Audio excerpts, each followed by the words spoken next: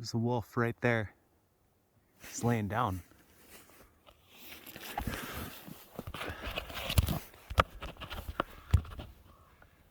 There's a wolf right in front of me.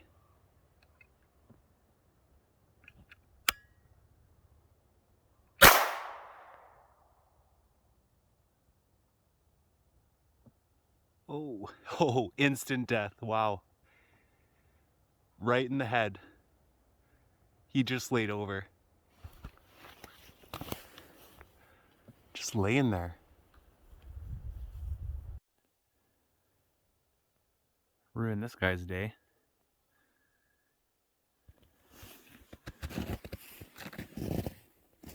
He's really nice color. He's just small. It's super nice color. And he has very, very thick fur. Very nice wolf.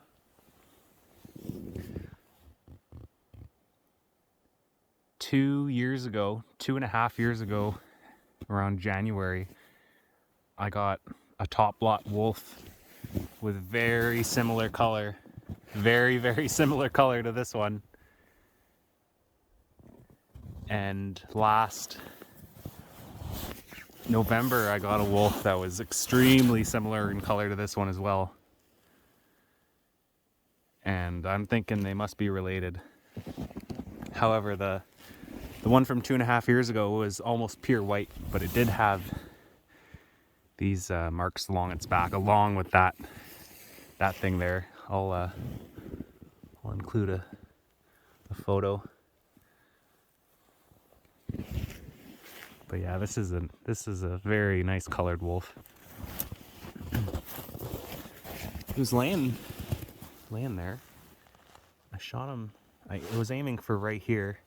I got him behind this eye and he just fell right over. I like shooting them right in the head with a 17 because they'll die right away. You won't have to wait for their lungs to collapse and you won't have to deal with blood in your sleigh. So I'm very happy with this wolf. This is the sixth. I've kind of lost track. Sixth wolf out of this spot. And they just keep coming in. They're not afraid. Wow. Look at all this fresh wolf activity. It snowed last night. There's a big wolf in here. There's more than one. I put a bunch of rotten meat scraps from a hunt. And I put you know what, I thought they wouldn't get used to going to this spot, but they have been, as you can see, all the activity. I put a bunch of bait. Now that they're confident, I put a trap here, back there. They're gonna have to work this area. This is a piece of rotten beaver meat that was in this milk crate, and I'm surprised they were pulling at this milk crate to get out that piece of meat, and they're gonna smell that, knowing that they can actually get it, and they're gonna work that piece of meat with that trap there. I think it'll be successful, unless these traps freeze up or ravens get in them. But it's funny because it's warm now. I don't like snaring when it's warm because they just rot too fast. But I had snares all over this place, and the places where I took down the snares, the whole pack, they just went everywhere. I had a snare here. You can see the trail here. I had where is it? Somewhere over here. There was a big good snare. But I'm rather confident I'm going to finish this season with maybe a couple more wolves in this spot.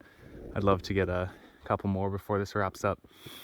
I don't mind getting these ones. This is a bad area for wolves. Yeah.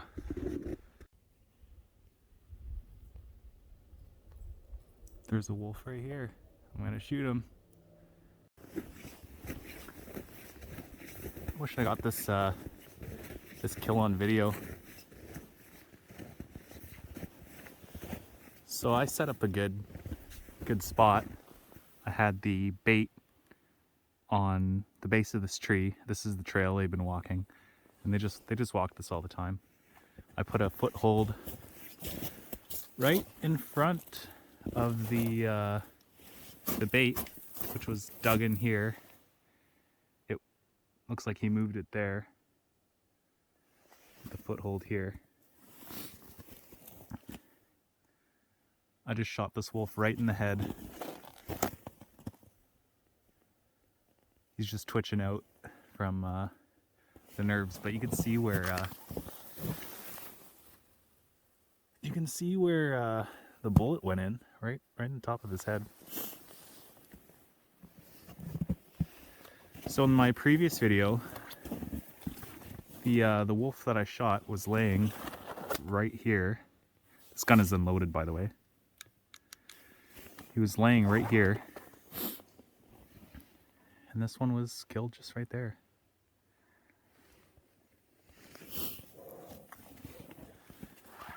I don't remember how many wolves have gotten out of here so far, but quite a few.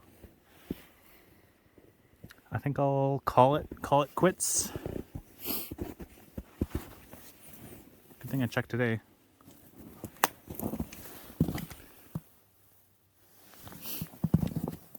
It's a decent wolf. I have a lot of skinning to do today. Might as well get this one over with. Here's that wolf. He's actually quite heavy, and he still has very thick fur for an April wolf. It's beginning of April right now. I'm just about to call it quits. He was trapped back there. I have one more trap here. You can see where he came around when that one got trapped. So I have a very good wolf set right here. He was very particular not to come close to that trap. He pulled a lynx out of the way. I'm happy that I got this one out, but I know that there's one more. I'd like to get one more before I call it quits. This spot just keeps on getting repopulated. Not too concerned about their population. Cool, I'll get him in the sleigh, head on out.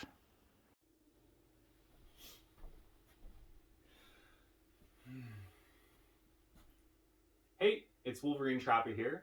I thought I'd show you some of the furs that I've gotten over the past few months and some that I've held over from prior years. A little bit about myself. I started trapping in 2018, and up until that point, I haven't really been on anyone else's trap line. Something that I always wanted to do was to go out and start trapping, but I never had the opportunity. So I hopped on YouTube, went on internet forums, and I taught myself how to trap, and I just went out and did it. Something that definitely helped me out a lot was my experience hunting and guiding and skinning animals, because a lot of that stuff I was able to extract skill-wise and apply it to trapping, especially for the fleshing, skinning, and whatnot. But having the knowledge of fur bearers' tracks and stuff, I had to learn that all off the internet, how to set traps, the best methods to skin them, flesh them, board them, stuff like that. So my first year, 2018, and I became quite successful trapping marten. I got maybe 70 or 80 marten, and then I quickly realized that if I'm getting these marten, the Wolverine's going to eventually come through your line and he's just going to pillage everything. The Wolverines in my area, they love to paw out the trap and eat the bait. So some evenings I'd be out on my marten line and I'd notice every single box was taken down. So I quickly realized, man, I got to go catch these Wolverines. So every few boxes I'd set a Wolverine trap, and especially in the following year, I think I got 14 or 15 Wolverines. I'd catch that Wolverine. You might get a couple marten boxes, but eventually I'd get them. So my first year I got 8 or 9 Wolverines. Following year I got 14 or 15, and then my third year, which was last year, I got 23 Wolverines, which is pretty crazy in my mind anyway. So my prize Wolverine is this one here. You can see why. He has white paws. And all my Wolverines, I'm going to do them for taxidermy to get the best buck for them. So to have a Wolverine for taxidermy, there's some considerations.